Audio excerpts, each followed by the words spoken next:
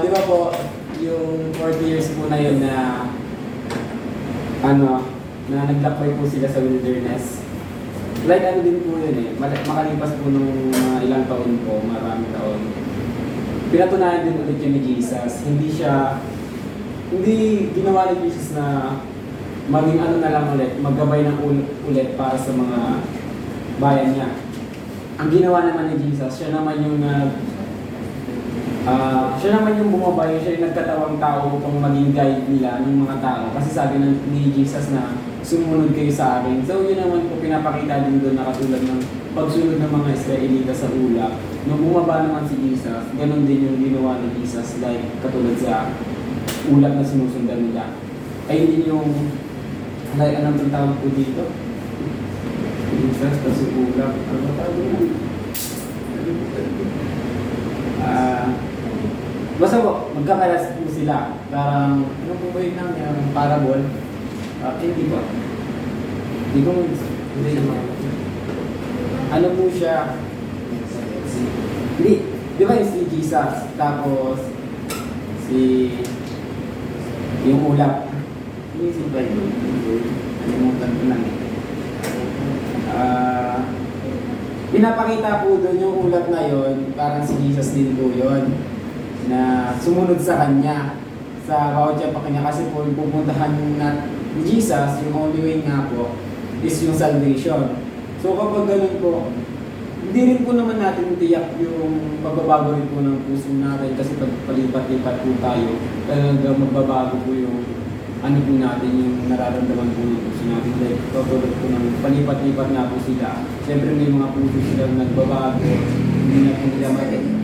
Lipat-lipat po sila yung sa ano po, sa mga Israelita po. Nagpalipat-lipat po sila, hindi lang naman po isa yung naramdaman po nila, hindi po agad na susundin agad nila. Or may paiba-iba po yung puso nila na mangyayari kapag sumunod tayo sa Panginoon. Kasi ang Panginoon po, like ano po, darating din po talaga sa point yung papangunahan tayo ng Panginoon through salvation po, ay papunta din sa salvation po. So dapat po na alamin po natin yung kung ano po talaga yung nais na papuntahan sa atin ng Panginoon, yung may papahayag niya po yung pagmamahal niya po sa atin. Ayun po. Paano ko kung malalaman nais na Panginoon para sa akin? So, paano kung malalaman na ito ang dapat kong sundin? Ask for discernment po. Paano po? Mag-pray po tayo sa discernment po as po. Kaya po natin marinig yung boses ng Diyos, yung guidance ng Diyos. Yung discernment po ito as po. Paano ko kung makukuha yun? Pray.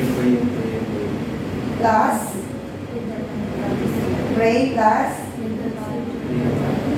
Kasi ito yung salita ng Panginoon. Remember, hindi mo masasabi sa panalangin kung wala kang relasyon sa salita ng Panginoon.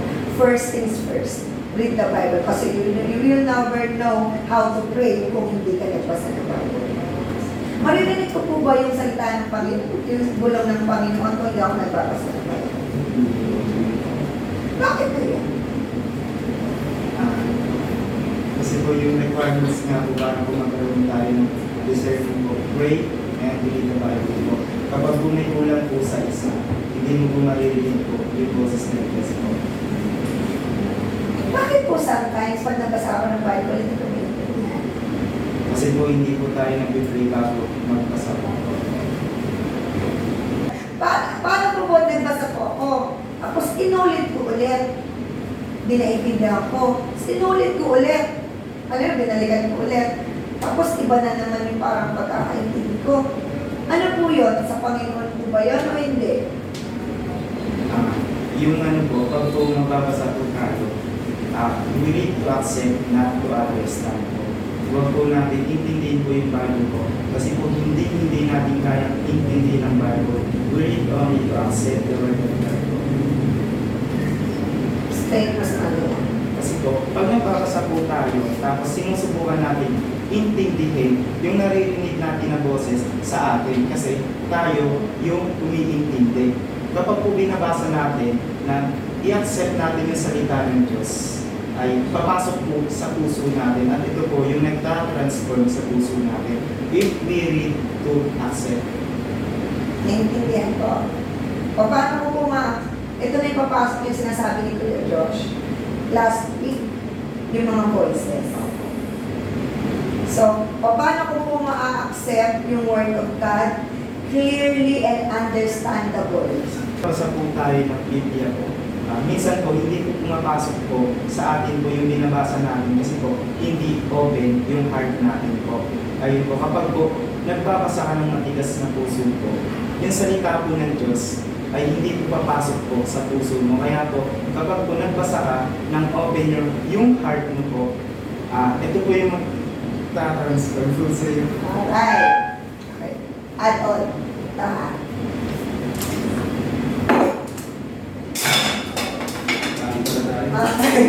This is our heart. Sabi ni Kuya Jay, matigas ang puso. Sa palagay mo, kayang tumagos, ito na lang, tumagos yung kutsara dito. Eh, kasi ang tigas, of course. That's right, matigas ang puso. Na malambot na puso ko. At binuksan ko po yung puso ko sa ng Panginoon. Pero, pilit kong, wala nang busakan, pinagkakasya ito dito. Ito yung salita ng Panginoon. Pilit kong pinagkakasya dito. Sa palagay nyo, kung ito ako at ito ang salita ng Panginoon, ma-accept ko. So, ano ang mabuti kong gawin? Very good. Kanina ka ba? Yung kanin. Very good. Malinaw tayo. So, ibig sabihin, dahil matigas ang puso ko, ibig sabihin may laman. So, pinalambot ko, binuksan ko, at alisin ko yung laman para yung Word of God, ma-feel niya yung buong puso ko. So, kaya sometimes, hindi natin naiintindihan on our own understanding lang yung Word of God. Ganito pala yun, literal. But technically, it's more than and beyond on our own understanding. Katulad na sabi nga dito, sometimes hindi mo pag binasa mo, iiyak ka na lang. Kasi nga, it's more than. So, ganun. So, question nyo ngayon mamayang gabi, nasaan na ba ako sa relasyon ko sa Panginoon? Kung ang pagbasa ko ng salita ng Panginoon ay parang wala lang. Oh yes, information. We're not reading the Bible for information, we're reading it for wisdom. That's different. So yun po. So, kayo mamayang gabi bago kayo matulog, sa isipin nyo, ang sarili nyo, nasaan na ba ako? Puno ba yung kaldero ko? Kalahati lang ba yung kaldero ko? Or wala talaga? Mas mabuti nga wala eh. Kasi ready to fill up everything para sa Panginoon. So, parang sumunod tayo sa path na nais ng Panginoon sa buhay natin. Read the Bible and pray, but make sure our heart is openly empty to receive and accept His Word. Question? Diba, binasa na po natin yung Bible. Then, tapos binasa po ulit natin yung same verse po na yun, pero iba na naman po yung may tendency po kasi na ano po, yung same verse po, pero different revelation po sa atin. Kasi po, hindi po talaga natin mababasa ng lahat yung Bible. Hindi po natin mababasa yung lahat yun, parehas lang yung revelation sa atin. Kapag binasa po kasi natin yung isang verse, kapag next time mong binasa po ulit yun, may different revelation na naman po na ma-reveal sa atin. Kaya hindi po talaga natin matatapos po yung basahin yung Bible. Kasi Hindi ko lang. Ako hindi ko pa natatapos. Provided na empty yung heart nila, baka naman kasi biglang pumasok sa isipan nyo na unahin nyo muna yung heart bago yung sinasabi ko yung Diyos. Ay, binasa ko. Kaya pala. Kasi baka i-relate nyo yung experience nyo na same verse, divine revelation. Provided na clear yung heart. Okay, yung sinasabi ni Kuya Josh. Baka kasi doon lang sa sinabi ng context ni Kuya Josh. Kaya pala. Tandaan natin na possible na bakit iba revelation is sarili mo yung naririnig mo, hindi si Lord. Kaya make sure yung heart mo na. Basta clear yan. Basa. Basta, masarap ang pasalubong.